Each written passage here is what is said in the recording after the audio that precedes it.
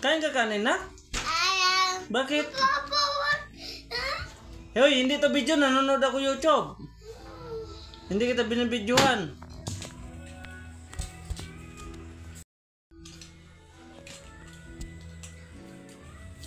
Puntahan ka sa rin. Ba't ayaw mo kumain kanin batang tricycle?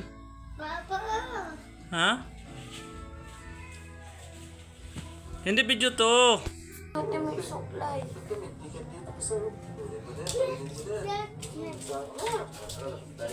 Yap! Uy! Cherries. Wap. Cherries.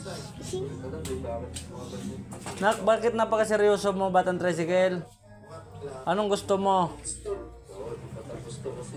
Lalaba lang muna ako. Dami kong labahan eh.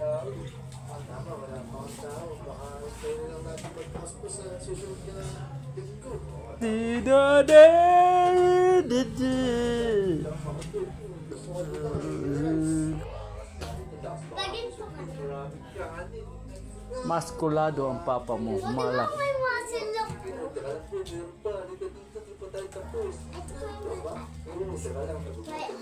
Ay! No! Uy! Huwag Simon! Uy! Uy! Mama, ito. Huwag Simon! Masira! Kung nasira yun, yari ka sa akin. Ayan mga idol, tulog yung magkapatid mga idol. Napasarap ang tulog.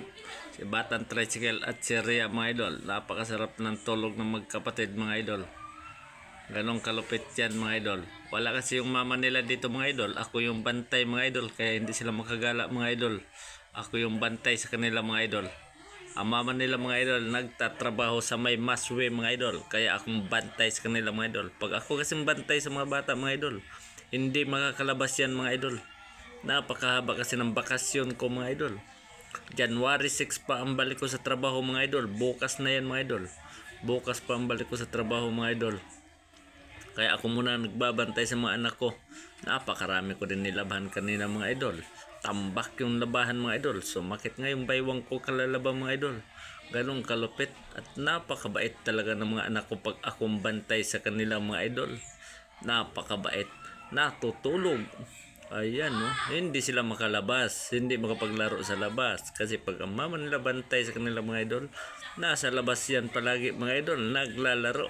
Pero pag ako ang bantay mga idol, pagsiga ko lang sa mata mga idol, ayan, pasok agad sa loob yan mga idol. Ganon kabait yung mga anak ko mga idol. Ay, Batang Tricycle oh. Lagi nang natutulog. Pati yung ate niya mga idol. Malupit.